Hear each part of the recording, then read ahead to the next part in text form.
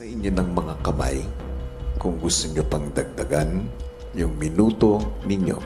Okay, it's our choice. Para magamit nyo ulit yung 8 net.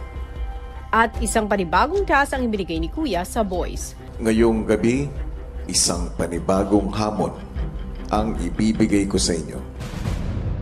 Ngayong gabi, kinakailangang matulog ni Marie sa loob ng aking bahay. Sa pagtulog niya sa loob ng bahay ko ngayong gabi, nangangahulugan din na hindi na siya babalik sa kasalukuyang tinutulugan niya ngayon.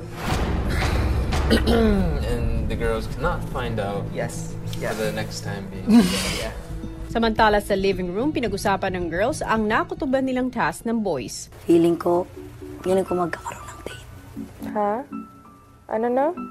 Tapos, isasayaw tayo ng mga boys. Tapos ay si Wayabi. Tapos, Grabe ka ba? tapos sa akin si Adriana.